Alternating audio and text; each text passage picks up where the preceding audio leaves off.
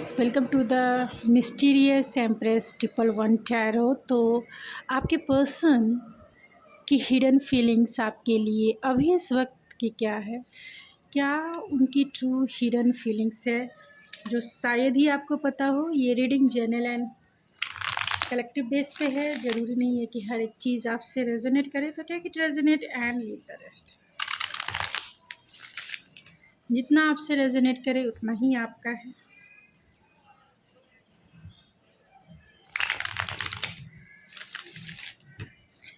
तो आपके पर्सन की ट्रू एंड हिडन फीलिंग्स आपके लिए क्या है?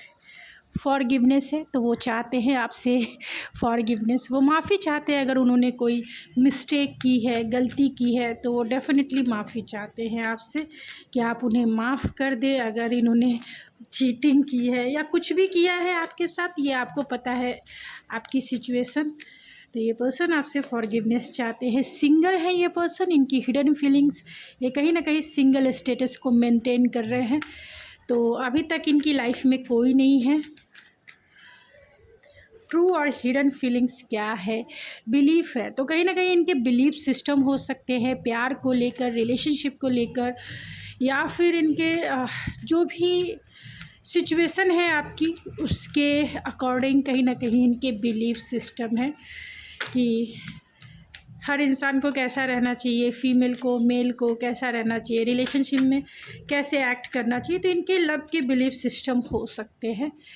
तो और कहीं ना कहीं ये आपको मिरर भी कर रहे हैं, यानी आपके पर्सन की हिडन फीलिंग्स यही है कि कहीं ना कहीं वो आपको मिरर कर रहे हैं। जैसा आप सोच रहे हैं, जैसा आप फील कर रहे हैं, ये आपके मिरर सोल है, इसीलिए ये आपको मिरर कर रहे हैं।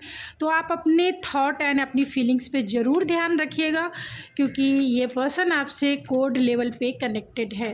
तो कोड कटिंग की रिचुअल्स तो करनी ही पड़ेगी, और नहीं तो आपको फुल्ली रूप से डिटैच होना पड़ेगा। नहीं तो ऐसी ही एनर्जी मिरर वाली रहेगी हमेशा। और ये मिररिंग एनर्जी कैसी है? जैसा आप सोचेंगे, जैसा आप फील करेंगे, आपकी एनर्जी को ये मिरर करेंगे।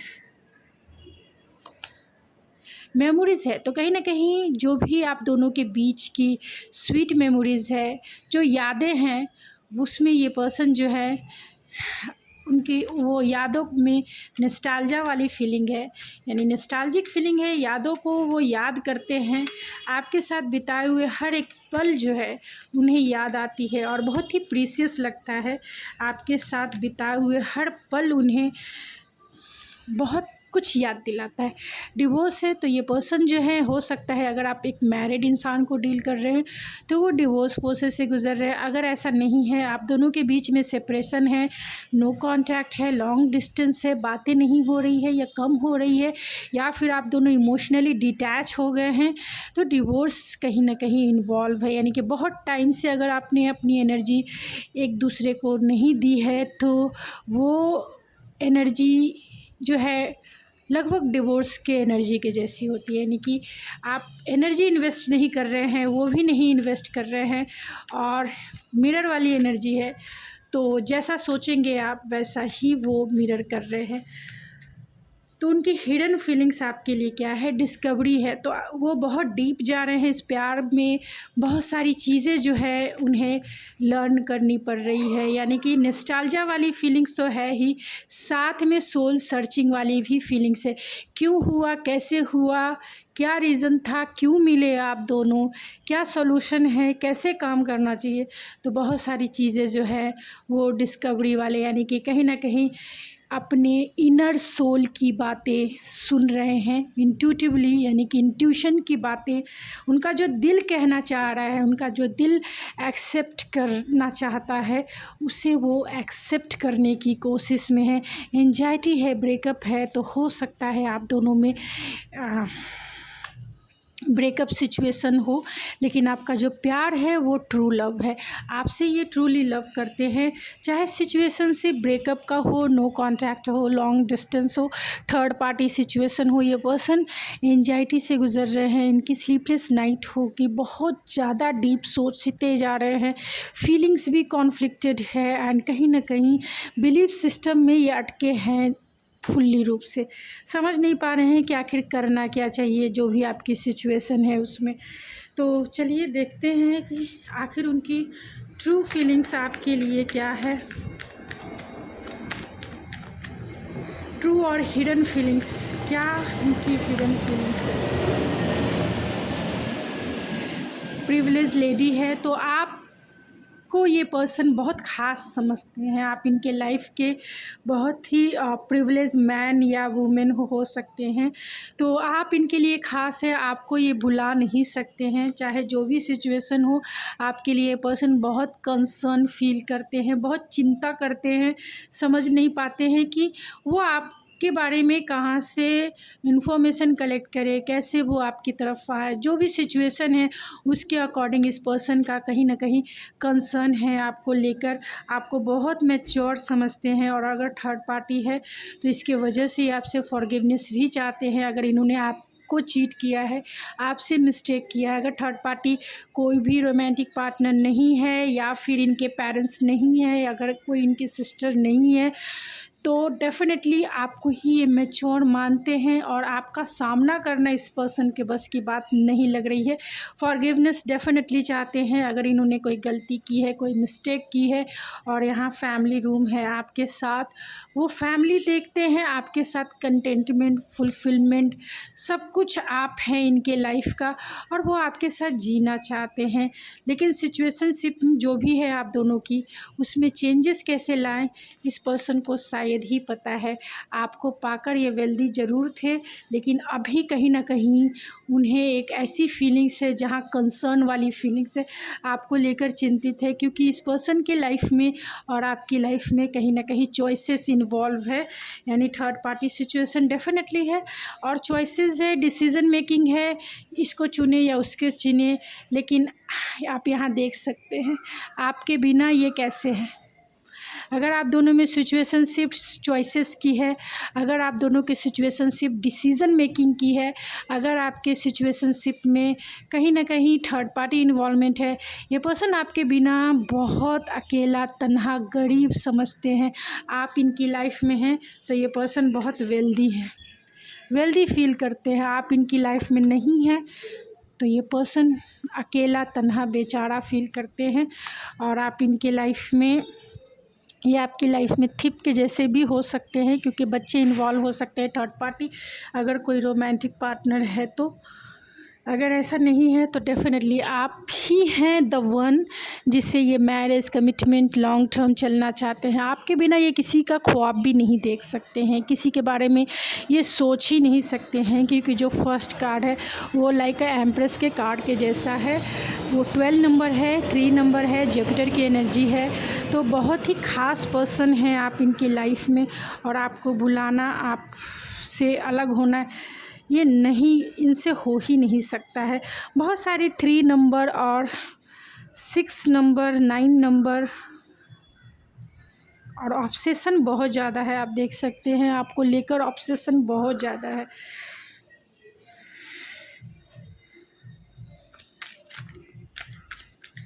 तो ये पर्सन आपके बिना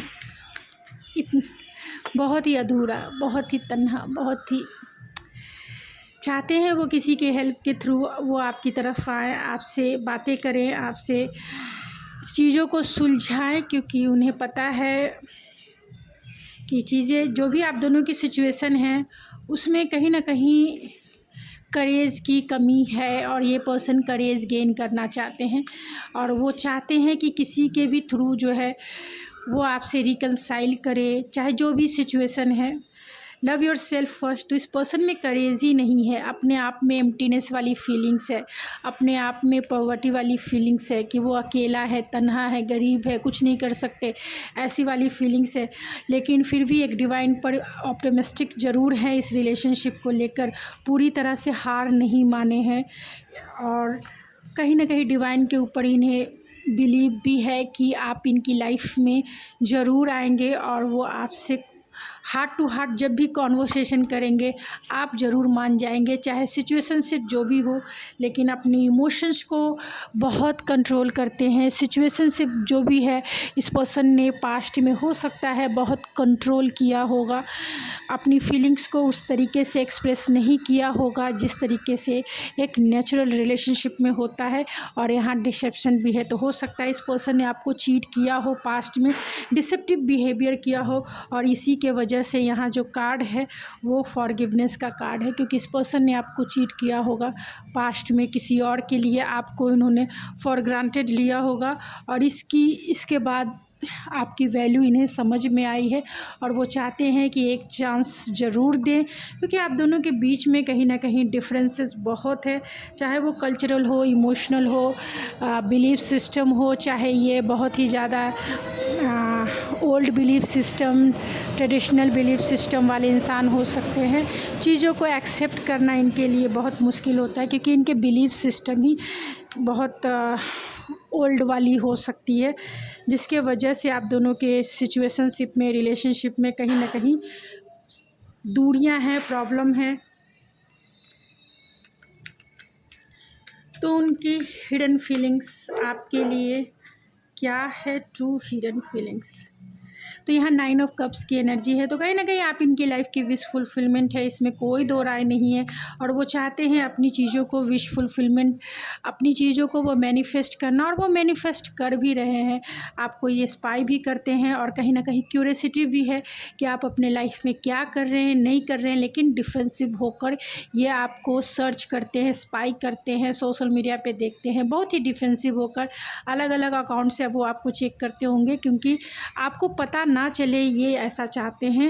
और 9 ऑफ पेंटिकल्स की एनर्जी है, कहीं ना कहीं ये पर्सन सिंगल हो सकते हैं, सिंगल स्टेटस का यहाँ भी सिंगल्स के कार्ड आए हैं, तो डेफिनेटली ये पर्सन सिंगल हैं। अभी तक किसी भी, अगर आप दोनों में ब्रेकअप है, नो कॉन्टैक्ट है, ये पर्सन किसी भी रिलेशनशिप में अभी नहीं है, क्योंकि ये पर्सन डिफेंसिव बहुत है, डरते हैं और आपसे डरते हैं, इसीलिए वो आपकी तरफ नहीं आ पा रहे हैं। चाहे सिचुएशन जो भी है, जैसा भी है, अगर आप इनसे बातें भी करते हैं तो ये पर्सन कॉन्शियस होकर आपसे बातें करते होंगे, डिफेंसिव होकर आपसे बातें करते होंगे। इनका फोकस कहीं ना कहीं फाइनेंस एंड करियर हो सकता है। ये सिंगल पर्सनालिटी इन्हें नज़र आती है, लेकिन यहाँ स्टकनेस का कार्ड है, कहीं ना कहीं आपका रिलेशनशिप रुका हुआ है, स्टक है, आगे नहीं बढ़ रहा है। और ये देख ही सकते हैं, अगर थर्ड पार्टी इनकी मदर है, इनकी सिस्टर है, तो वो भी हो सकता है कि उससे डरते। अगर ऐसा नहीं है तो आपने कहीं ना कहीं आपसे रिजेक्शन का इस पर्सन को डर है, फियर है, क्योंकि आप बहुत ब्लंट हो सकते हैं, डायरेक्ट हो सकते हैं,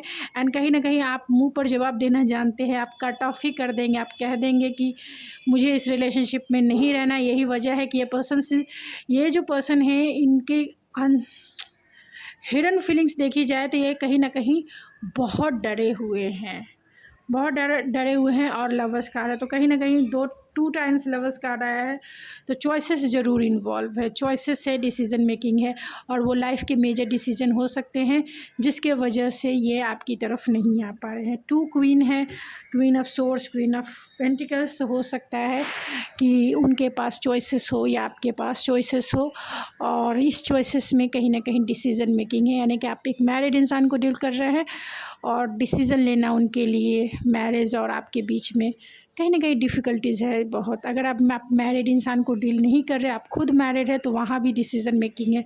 अगर ऐसा भी नहीं है, आप सिंगल इंसान को डील कर रहे हैं, तो डेफिनेटली आपको ये दोनों एनर्जी में देखते हैं। एक तो क्वीन ऑफ सोर्स जो बहुत ही एक्सपीरियंस है, बहुत ही हर्टफुल है, यानी कि आप बहुत हर्ट हुए हैं इनके डिसेप्टिव बिहेवियर करने के वजह से, और इसीलिए वो आपसे डरते हैं।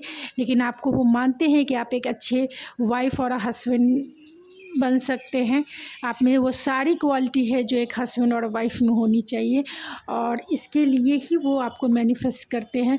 लेकिन आपकी तरफ आने में कहीं ना कहीं ये इस पर्सन को कन्फ्यूज़न है, डाउट है, फियर है, और अपने ही डिल्यूज़न में ये पर्सन फंसे हुए हैं, क्योंकि रिस्पॉन्सिबिलिटीज़ हो सकती है, इक्वल गिव एंड टेक हो सकता है। ये पर्सन कैसे करे इस रिलेशनशिप में, क्योंकि आपकी सिचुएशनशिप में कहीं ना कहीं थर्ड पार्टी इन्वॉल्वमेंट ज़रूर है, चाहे वो लॉन्ग डिस्टेंस हो, रिलीजियस फैक्टर हो, मैरिज है, फैमिली है या फिर सिस्टर है, रिलीजियस कल्चरल जो भी डिफरेंसेस कहीं ना कहीं तो है, जिसके वजह से ये पर्सन जो है ब्रोकन हार्ट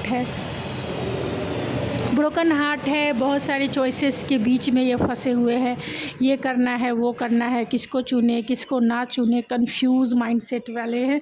दूसरी बात है ये जनरॉसिटी कैसे क्रिएट करे ये भी समझ नहीं आता है, क्योंकि अपने ही बिलीफ सिस्टम में ये पर्सन जो है फंसे हुए हैं। उनको नहीं समझ में आया कि अपनी पट्टी कैसे खोले और ऐसे सिचुएशन से कैसे निकले। सब इनके माइंड में चल रहा है, ना कि इस 3D वर्ल्ड में चल रहा है। सब इनके कॉन्फ्लिक्टेड माइंड में चल रहा है। तो आपके पर्सन डेफिनेटली डिटैच हो सकते हैं और आपके काउंटर पार्ट भी हो सकते हैं। और ये इतना सोचते हैं, ओवर थिंकिंग कह सकते हैं, बहुत ज़्यादा सोचते हैं, करते कुछ नहीं हैं। लेकिन हाँ, एक होप ज़रूर है कि करेंगे ज़रूर, लेकिन इनकी एनर्जी ऐसी है जो बहुत लोअर वाइब्रेशन कह सकते हैं, बहुत लोअर वाइब्रेशन। जब तक इनकी एनर्जी हायर वाइब्रेशन में नहीं आएगी तब तक ये आपकी तरफ नहीं आ सकते हैं, चाहे कुछ भी हो जाए, क्योंकि इतनी लोअर वाइब्रेशन वाली एनर्जी कभी मैनिफेस्ट नहीं होती है। तो जब तक आपके पर्सन बैलेंस नहीं होते हैं, जब तक आपके पर्सन हाई वाइब्रेशंस में नहीं आते हैं, तब तक अगर आप दोनों एक दूसरे से दूर हैं, नो कांटेक्ट है, या जो भी सिचुएशनशिप है, अगर बातें भी हो रही होगी तो इस पर्सन को समझना या समझाना बहुत मुश्किल हो सकता है, क्योंकि ये पर्सन रिसीविंग मोड में नहीं है कि एनर्जी को रिसीव कर सके। क्योंकि ये पर्सन खुद ही कंफ्यूज हैं, खुद ही फ्रस्ट्रेटेड हैं, और अगर आप कुछ बोलते भी हैं तो भी और ज़्यादा फ्रस्ट्रेशन दिखाएंगे, ईगो दिखाएंगे, डिटैच होंगे। तो ऐसी एनर्जी में आपको यही करना चाहिए कि आप अपना ध्यान रखें, अपने ऊपर फोकस करें, अपनी वाइब्रेशंस को हाई करें कि ये उस वाइब्रेशन को चेज़ करे। तो आपको रनर बनना है, इसके लिए आपको अपनी वाइब्रेशन को हाई करना पड़ेगा। और ये क्योंकि आपके मिरर सोल हैं, मिरर कर रहे हैं, तो आपकी एनर्जी को ये मिरर कर पाएंगे, जिससे कि ये भी हाई वाइब्रेशन में आ पाएंगे और आपका रिलेशनशिप में कहीं ना कहीं हार्मोनियस आ पाएगा। नहीं तो हाई लो अगर ऐसी एनर्जी रहेगी तो कहीं ना कहीं आप दोनों की सिचुएशन में बैलेंस, हार्मनी कभी क्रिएट नहीं होगा। तो आप अपनी एनर्जी को हाई कीजिए, हाई वाइब्रेशन में अनकंडीशनल वे में लेके आइए, जिससे कि ये पर्सन उसको मिरर करके एनर्जी को बैलेंस कर सके और आपकी एनर्जी में बैलेंस ला सके। तो गाइज़, ये थी आपकी रीडिंग। आई होप आपको पसंद आई होगी। अगर आपको मेरी रीडिंग पसंद आई तो प्लीज़ मेरे चैनल को ज़रूर सब्सक्राइब करें, लाइक करें, शेयर करें। मैं मिलती हूँ आपके नेक्स्ट रीडिंग में। तब तक के लिए thank you so much. God bless you and I love you.